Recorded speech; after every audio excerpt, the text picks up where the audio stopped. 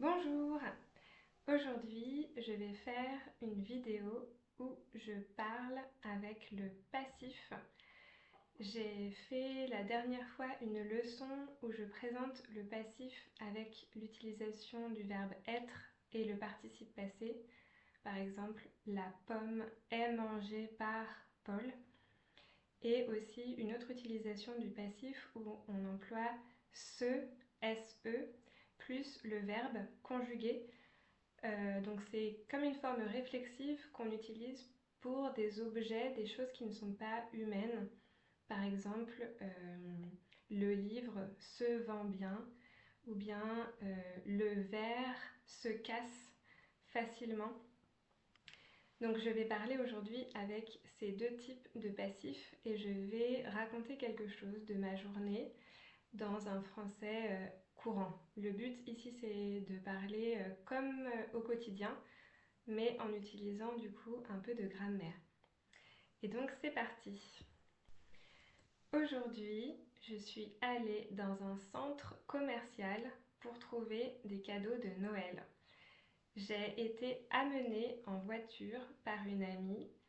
Le parking était blindé de gens et ouais, beaucoup de monde avait eu la même idée que nous. En entrant dans le centre commercial, la porte s'est ouverte automatiquement. À l'intérieur, nous avions chaud. On a été dans un magasin de vêtements, puis dans un magasin de création artisanale. On a été attiré par les bougies artisanales et certaines boucles d'oreilles. Et aussi, on a acheté chacune un pull qui se porte en hiver et qui se lave à 30 degrés maximum. Pour les cadeaux, on a finalement été dans d'autres magasins et j'ai choisi des choses qui peuvent s'utiliser au quotidien. J'ai choisi un jeu de société, un appareil à raclette et un parapluie. Je suis contente parce que le parapluie est très pratique. Il se plie et se déplie avec un bouton, donc c'est assez facile à utiliser. En tout, on a passé 2 heures dans le centre commercial. C'était bien assez. À 18 h, on est reparti avec la voiture de mon ami. Quand on est arrivé, il pleuvait.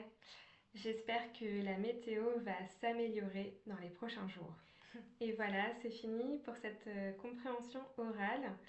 En fait, j'espère que ça peut vous aider à voir comment on utilise la grammaire vraiment naturellement quand on parle.